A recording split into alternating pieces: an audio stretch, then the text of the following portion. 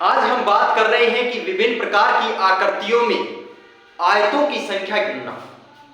जैसे कि बच्चों अपने पास में ये 3 आकृतियां दी हुई हैं और इन आकृतियों में अपने को आयतों की संख्या बतानी है कि इस वाली आकृति में आयत की संख्या कितनी है। किस प्रकार से हल करेंगे, इधर देखिए भाई। सबसे पहले अपन इनको काउंटिंग करेंगे, किधर से भी नंबरिंग दे दीजिए 1 2 3। अब हम करेंगे इन कॉलम के हिसाब से काउंटिंग। कॉलम के हिसाब से इनको नंबर देते हैं तो 1 हो गया अपना, 2 3 और 4। आगे कुछ नहीं करना बच्चों, सिर्फ अपने को इतना करना है, ये जो 3 तक है इनको आपस में ऐड करेंगे। 1 प्लस 2 प्लस 3 6। अब ये जो 1 से 4 तक की नंबरिंग अपन ने दी है इनको आपस में ऐड करेंगे तो 1 प्लस 2 प्लस 3 प्लस 4 और इनको ऐड करते हैं तो 4 और 3 7 और 2 9 और 1 10। अब 6 और 10 को अपन आपस में मल्टीप्लाई कर देंगे। 10 और 6 को मैं आपस में मल्टीप्लाई करता हूं तो अपने पास आती है 60। अर्थात प्रश्न में अपने को इस आकृति में आयतों की संख्या पूछे तो अपना जवाब होगा 60। That's correct answer. ठीक इसी प्रकार से अगली आकृति की मैं बात करूं तो सबसे पहले अपने को नंबरिंग देनी है। नंबरिंग चाहे तो कॉलम के हिसाब से दे दीजिए या फिर पंक्ति के हिसाब से, पहले कहीं से भी दे दीजिए, कोई फर्क नहीं पड़ता है। 1 2 3 4। अब इधर से बात करते हैं तो 1 हो गया अपना, 2 3 4 और 5। अब इनको आपस में ऐड करेंगे 1 प्लस 2 प्लस 3 प्लस 4। अब इसको ऐड करता हूं तो 4 और 3 7 और 2 9 और 1 10। इधर ऐड करता हूं तो 1 और 2 3 3 और 3 6 और 4 10 10 और 5 15। 15 को 10 से आपस में मल्टीप्लाई कर लूंगा और इस आकृति में आयत की संख्या आ जाएगी अपने पास में 150।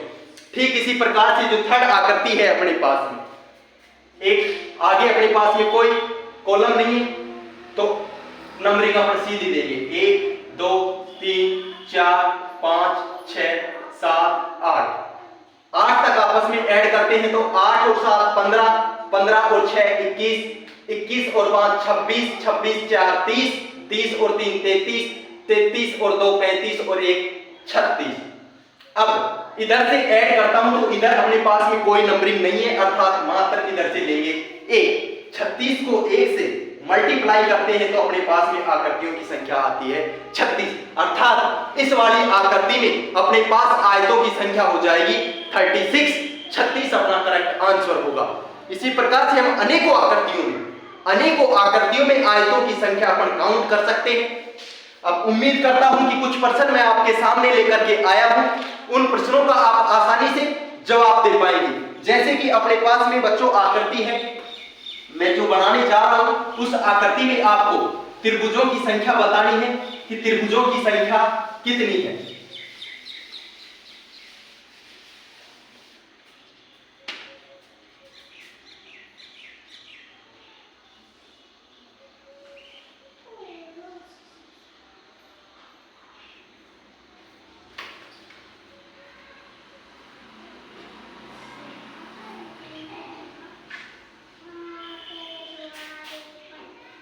पहली आकृति अपनी ये है, इसमें त्रिभुजों की संख्या बतानी है। दूसरी आकृति है